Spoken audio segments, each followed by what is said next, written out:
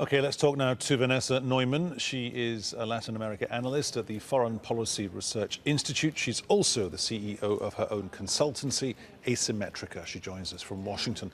Vanessa Neumann, why are people so disillusioned in Venezuela? Thank you. I'm also a native Venezuelan, so I have a lot of people on the ground who tell me what's going on. What is the solution to Venezuela? Unfortunately, this election is a sham. Absolutely everybody has recognized it, the international community. And that is the same international community that was heavily invested in the 2 years of dialogue between the Venezuelan government, the Maduro regime, and the opposition, the main opposition party called the MUD. They conceded nothing. So the international community, including Spain, the US, the EU, that were held in the Dominican Republic with the Pope, with the Vatican supervision, and Colombia, they conceded none of the changes to the Electoral Commission, to the Supreme Court. The last elections were also voting polls were removed, and now they're offering food in exchange for votes, which is basically, in my view, a form of citizen slavery. So there clearly won't be an electoral exit. Also, Henry Falcón, your report said he broke away from the main opposition group, the MUD, which is correctly boycotting the election, and that's correct to say he broke away from them. However, he was part of the regime even before that, so he is still very close to and has back channels to the regime. The Russians, for example, have said that if he were to win, which he won't, but if he were, that they would back him too, because they view either candidate, either Maduro or Falcón, as an ally of their interests. So this is not a real election where you have two opposing sides. Okay, assuming for a second that Mr. Maduro, quotes, wins, what do you think he'll do to silence his critics, if anything at all? Well, I'm not quite sure what much more he can do. I mean, he's already imprisoned hundreds of military commanders who have attempted various coups even during this year. Even in 2018, never mind 2017, with even more coup attempts. And already all the main opposition leaders of the candidates that would have won of the previous political parties are in prison.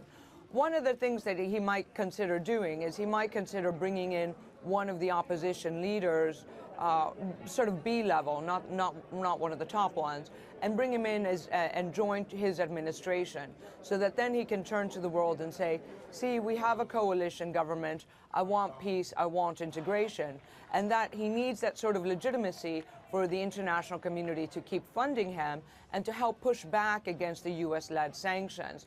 So that's one move we think he's considering. The other question is, let's see if this holds.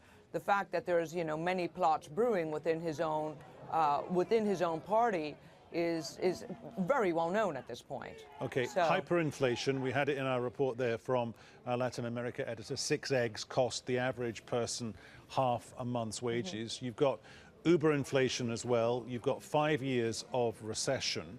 What can he do to turn the economy around without having to go, say, to his financial backers, the Russians and the Chinese, with a begging bowl in hand? Well, there are a number of problems here. First of all, no government has long, survived such huge hyperinflation. I mean, we're well past Zimbabwe at this point, heading into Weimar Republic territory, and we all know how that ended, which is, right before World War II, when you were sort of...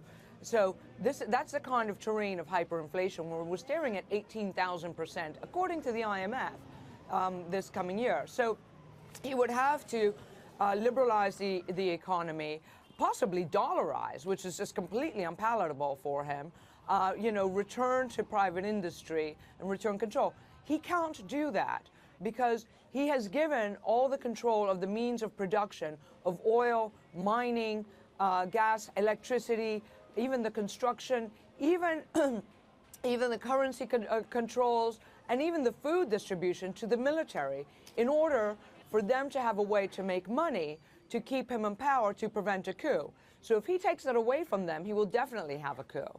So he's between a rock and a hard place. So I don't know how he gets rid of the hyperinflation. Unfortunately, the country will have to sort of get rid of him, and eventually they're talking about dollarization, which is what happened in Ecuador.